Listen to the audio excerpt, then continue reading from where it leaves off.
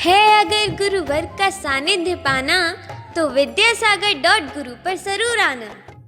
अहिंसा परमो धर्म की आचार्य गुरुवर श्री कुंद कुंद भगवान की, आचार्य गुरुवर श्री ज्ञान सागर महाराज की जय।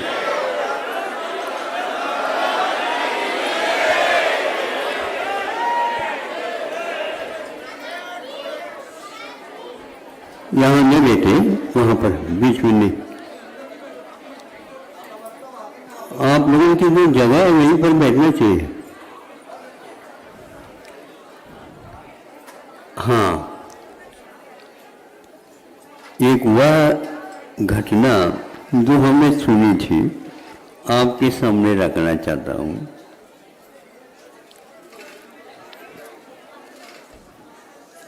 किस ढंग से संसारी प्राणी बंधन को प्राप्त होता रहता है और किस प्रकार उस बंधन से छुटकारा पाया जा सकता है। इस उदाहरण से तो हमें ज्ञात होता है, हम चला करके कुछ बीमारियों को निमंत्रण दे देते, तो फिर वह बीमारियां भी समझती हैं कि सेठ साहूकार होगा, चलो इन्हीं की यहाँ। लेकिन वह बीमारी जब राज वैद्य होते हैं तो राज रोग भी होता बताते हैं। सुना आपने? क्योंकि पूर्णाई में तो राज रोग आने वाले ही आएंगे, तभी तो चिकित्सा होगी। लेकिन यहाँ पर राज वैद्य की भी आवश्यकता है। कैसे क्या होता है? एक माँ अपने काम में व्यस्त होना चाहती थी, बेटा होने नहीं दे रहा था, तो सोची कि कुछ ऐसी चीज इसके सामने रखी जाए, उसमें यह मगन हो जाए और मैं अपना काम करूं। तो कोई खिलौना इत्यादि को उसको दे दिया, तो उससे वह रमने लगा। वो चली गई और अपने काम में लगा। ये खेलता खेलता दीवार के पास वहां पर पहुंच जाता है, चूंकि खिलौना वहां पर खिसक करके चले गए। उसको ले आने के लिए आ गए, तो उसमें से एक सचेतन खिलौना निकला, दीवार के पास से बिल होगा और वो उसके सामने आ गया, बच्चे के सामने, और वो अपना फना दिखाना प्रारंभ कर दिया। तो ये भी अपनी खिलौना भूल गया, बच्चा लड़का, और ये अच्छा लगा, चमकदार था। तो वो सोचता है इसी के साथ खेलो। वह भी सोचता है कि ऐसे तो व्यक्ति नहीं मिला मुझे आज तक, मुझे मेरे साथ खेलना चाहता है। दोनों लगभग मित्ररागी बन गए।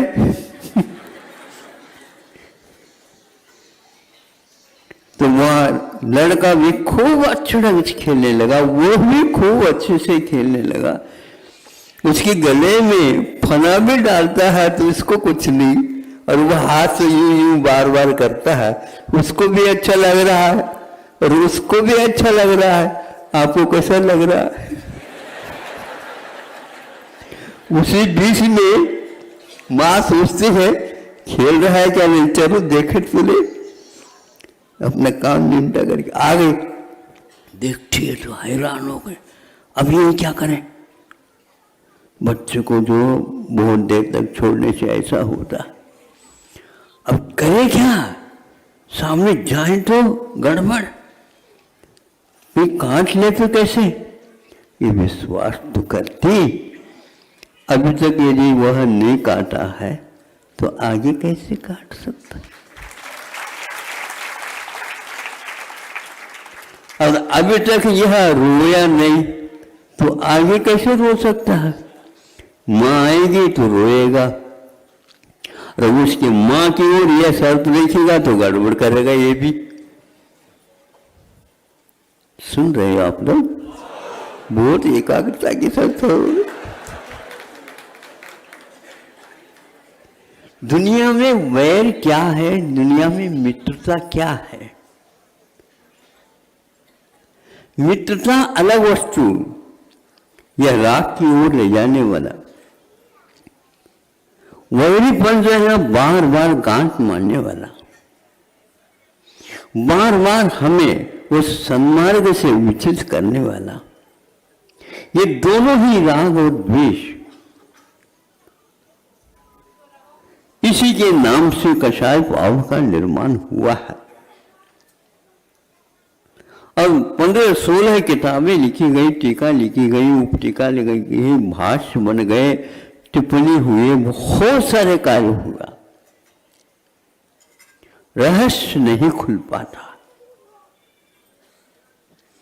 ये चिपकन और उससे द्वेष। जिसको आपने खाया, चाव से खाया, भूख से खाया, प्यास से खाया, बहुत अच्छा लगा, लेकिन खाते खाते पेट की ओर नजर नहीं गया, जैसे पेट हमारा है ही नहीं। वो चिल्ला रहा है, ये क्या कर रहे हो, ये क्या कर रहे हो, जैसे ये बार बार चिल्लाते हैं, ये भीड़ भीड़ भीड़ भीड़। इकट्ठा किया स्वयं ने न्योता दे करके। अच्छे दानदाता आ जाए, अच्छे दानदाता भीड़ वाले ना आए। अरे भीड़ वाले देखने के लिए आएंगे तभी तो।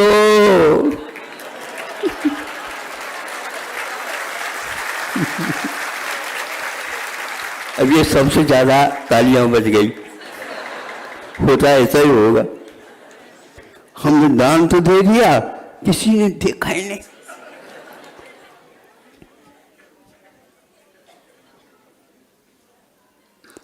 अरे आपके आत्मा ने नहीं देखा क्या? जो आज तक आपने राग पूर्वक उसको ग्रहण किया था, अब बिना राग के उसका यदि मान लो उपयोग होता है, दे दो। बच्चों को मत कहो, घर वालों को भी मत कहो, क्योंकि वह लोग जो है ना फिर ये दान की प्रक्रिया को रोक देंगे। होता है कि नहीं? किसी को पता है तो नहीं, दे देते हैं, मानो फिर भी छुप करके वो देख लेते हैं। इसी के लिए आपके हाथ में दिया। कमा रहे भी इसका हाथ थोड़ी है, हम घर में हैं, घर तो हमें चलाना, समझे? एक ही बार भोजन मिलेगा, 2 बार नहीं मिलेगा, ध्यान रखो। तुम भिखारी को यदि पूरी खिलाओगे तो उसके लिए थोड़ी, हम आपके लिए तो खिला सकते हैं, सब कुछ कर सकते हैं, लेकिन दूसरे के लिए ये मेरा तेरा मेरा तेरा उन बच्चों के कारण हो रहा है। और बच्चे नहीं है पर यह हमारे पास क्या है, कोई है ही नहीं, और इतनी अनाप शनाप संप्रदाय काय के लिए है? और उससे पहले तो तैयार है ही पूर्णायु वाले खड़े हैं, वो मेरी ओर नहीं देखते, एक दूसरे को परिचित करा रहे। मैं ये सब खेल देखता रहता हूं। जब मेरी ओर देखने लग जाता है, महाराज जी का आशीर्वाद और मिल जाता है, अच्छा मैं यूं कर देता हूं। फिर उन दोनों को ग्राहकों को ले आते, ये सारा का सारा सौदा होता रहता है।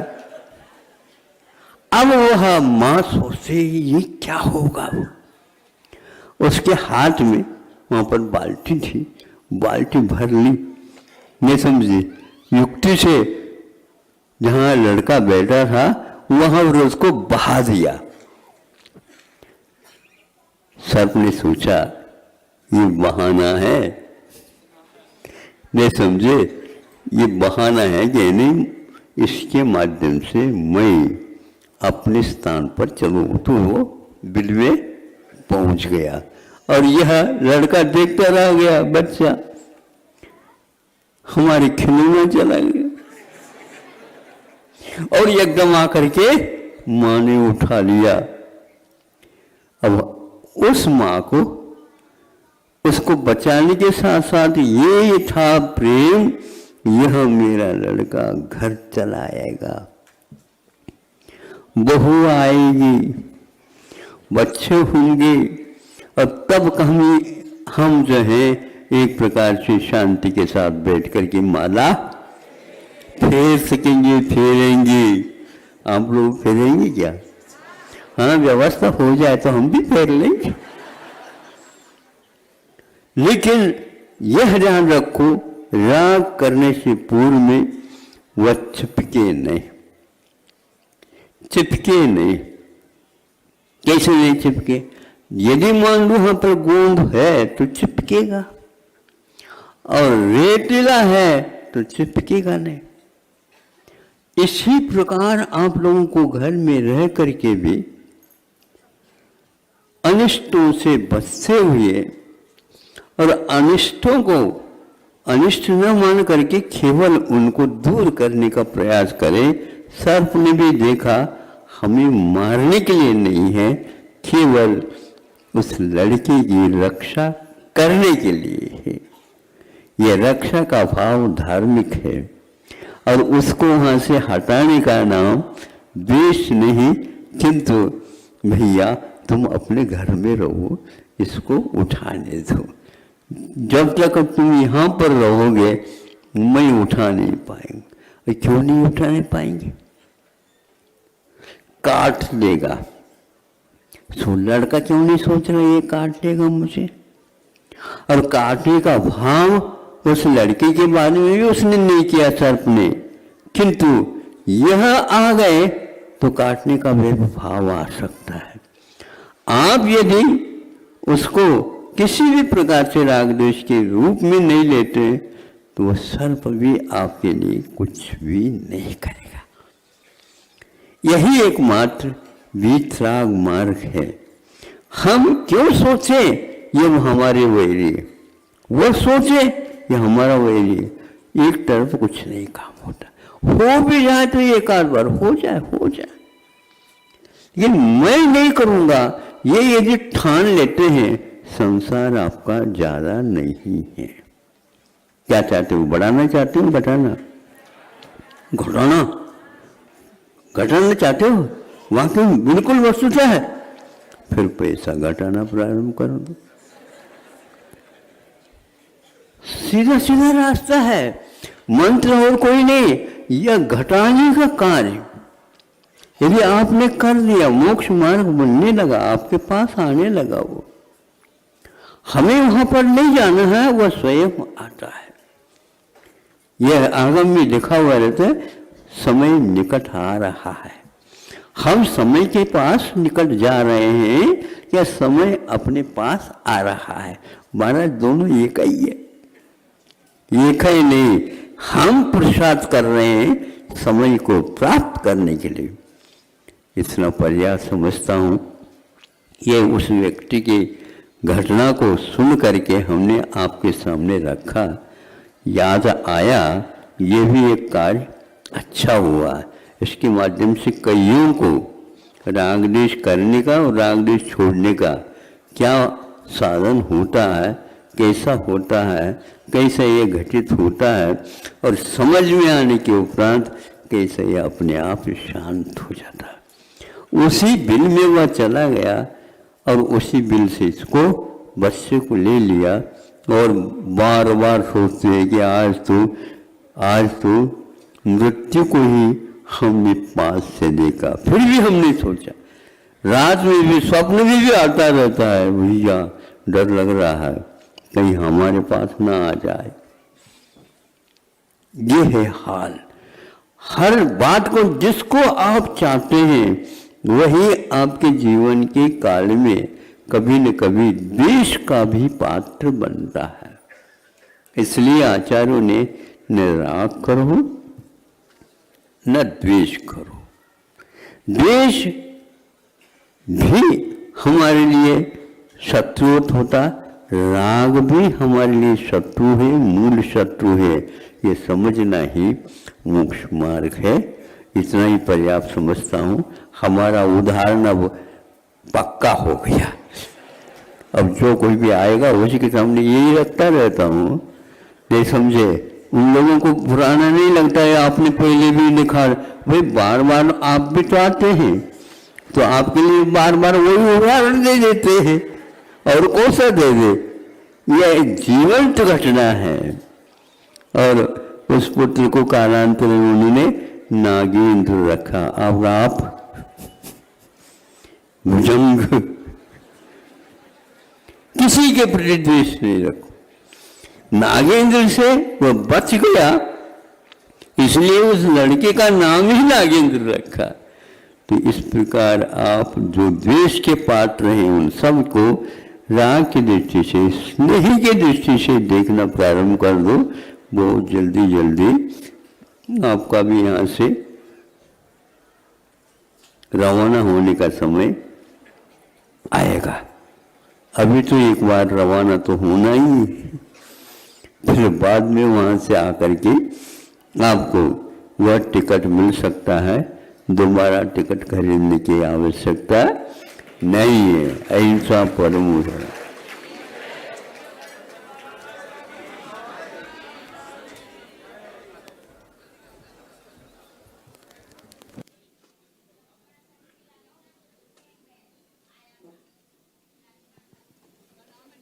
बोली द्वादशांग जिनवाणी माता की, महर्षि आचार्य भगवंत गुरुदेव श्री 108 विद्यासागर जी महामुनि राज्य की।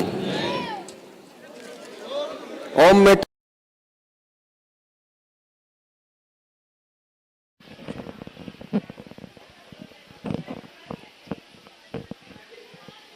तपोस्थली आचार्य श्री विद्यासागर जी यहाँ निवास कर रहे हैं चतुर्मास का, और इनके आचार विचार तथा क्रियाएं सारी शुद्ध और यौगिक हैं। एक आत्मनिर्भर बनने का जो जैन बंधुओं का मुख्य उद्देश्य है कि धर्म के साथ साथ हम किस तरह आत्मनिर्भर बने, शुद्धता का हर चीज़ का प्रयोग करें, उसके लिए इन्होंने खादी ग्रामोद्योग की स्थापना की है। और यहाँ पर जो वस्त्रों की क्वालिटी है, इससे रोजगार तो लोगों को मिला ही है, साथ में हम अपनी वो पारंपरिक वस्त्रों की शैली को भी हम पहचान पा रहे हैं, वो भी आधुनिक फैशन के साथ। ये एक बहुत बड़ा योगदान है। आइए इस विषय में हम जो हथकरघा विभाग है इनका, इसमें कुछ चर्चा करते हैं।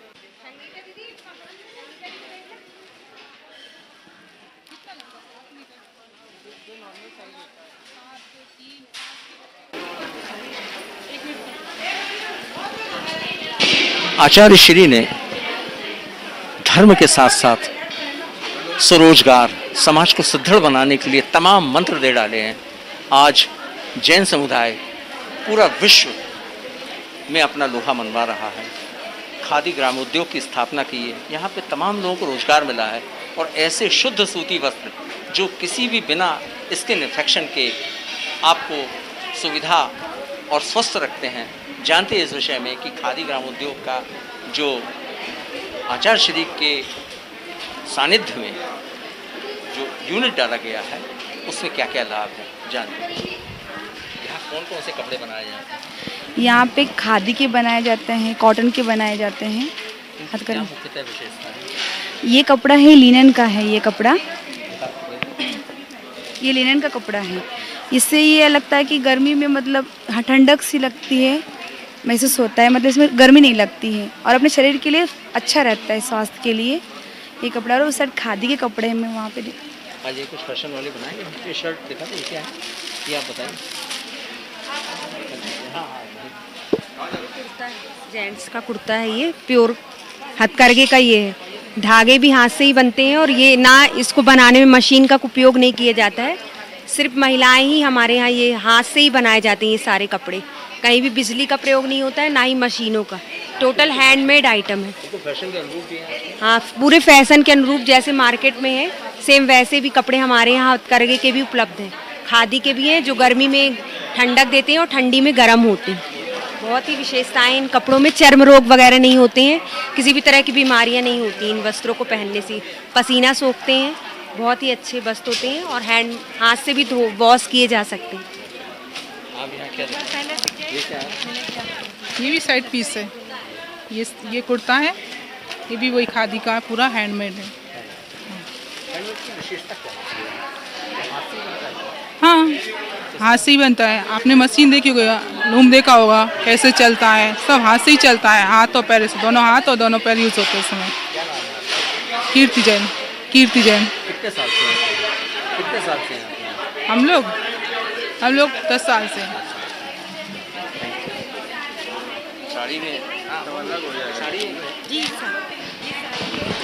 अपनी सब हैंडलूम में बनी हुई साड़ियाँ हैं और हैंडलूम में बनी साड़ी की खासियत ये होती है कि जो अपन मार्केट से जो सामान लेते हैं उसमें धागे में मटन टेलो होता है, लेकिन अपने धागे में मटन टेलो उसको कोडिंग की जाती है मटन टेलो से, जिससे धागा मजबूत हो, ऐसी कोडिंग की जाती है। लेकिन और उससे क्या होता है कि वो हिंसक बन जाती है, तो हिंसक बनने पर उसको अपन यूज़ नहीं करते, मंदिर में पहन के जाना तो उसके हिसाब से वो ठीक नहीं मानी जाती। तो इसलिए हैंडलूम से बनी हुई साड़ी रहती है, इसमें किसी प्रकार की कोई कोडिंग नहीं होती और ये पूर्ण रूप से अहिंसक होता है। और उसके साथ साथ ये हमारे शरीर के लिए लाभदायक होता है। जो हमारे शरीर में जो भी डिसीज़ होती है तो जो भी हमें चर्म रोग से संबंधित जो भी डिसीज़ होंगी तो उन डिसीज़ को ये ठीक करता है। मंदिरों में जो शुद्ध वस्त्र पहनते हैं जी उसमें पहन सकते हैं? बिल्कुल, उसमें हम यही यूज़ करते हैं। मंदिर में शुद्ध वस्त्र में यही यूज़ करते हैं। इसके साथ साथ जो हम भगवान के प्रक्षाल करते हैं तो प्रक्षाल के लिए भी हमारे पास शुद्ध खादी का बना कपड़ा होता है, जिसमें हाथ से बने धागे के और हाथ से ही बना कपड़ा, हमारे यहाँ ही धागा बनता है और हमारे यहाँ ही कपड़ा बनता है। तो ऐसे शुद्ध वस्त्रों को हम मंदिर में और उसके साथ साथ अपने डे बाय डे लाइफ में भी यूज़ करते हैं। उसको 50 सिंगल का धागा होता है। वो धागा कैसे बनाते हैं महिलाएं? अंबर चरखा से, हाथ से रुई से धागा बनाते हैं। धागा बनाने के बाद उसके कपड़ा बनाया, ये कपड़ा बनाया, ऐसे प्लेन बनाया कपड़ा, ये वाला साड़ी बना है। इस साड़ी पे आगे हम लोग प्रोसेस किया है। ये साड़ी है, इसमें हम लोग क्या किया, हैंड प्रिंट बनाया है। ये वाला है हैंड प्रिंट। ये कैसे बनाया गया है? ये हाथ से बनाया है, हाँ पेंटिंग किया है। ये वाला है और ये भी हैंड प्रिंट है। ये पल्लू में आएगा और इसके अंदर ही फूल आएंगे।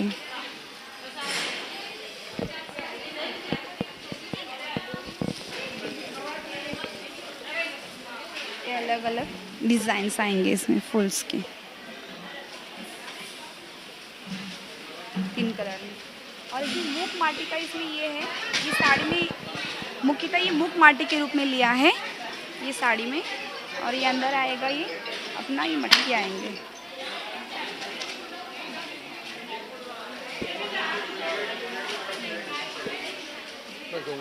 हाँ, ये धागा है खादी धागा। ये गांव है, पिंडरू के गांव है, वहाँ पिंडरू डिंडोरी के आगे 18 किलोमीटर में है। वहाँ पे लोग थे पहले, एक ही बार भोजन करते थे, उनको वो भी चावल दाल मिलता था। वो भी बनाने के लिए उनको 12 किलोमीटर दूर पे जाके लकड़ी ले आएंगे। सुबह 4 बजे जाते थे वो लोग, वहाँ से लेकर के आके फिर वो लोग भोजन बनाते थे, उसके बाद भोजन करते थे। उस गाँव में कोई सुविधा नहीं था, तो गुरुजी को सुझाव, मतलब गुरुजी को लगा कि इस गांव में इस साइड में जाओ, आप लोग देखो, वहाँ पे बहुत लोग भूखे हैं, प्यासे हैं, वहाँ पे जाओ, उनके लिए कुछ करो। तो गुरुजी ने कहा कि वहाँ पे जाके हथकरघा खोलो। तो हमारे दीदी लोग गए थे, बड़ी दीदी लोग, तो लोग जाके वहाँ पर पूरा वहाँ पे देखा तो पिंडरों की गाँव मिला। उस गाँव में से भी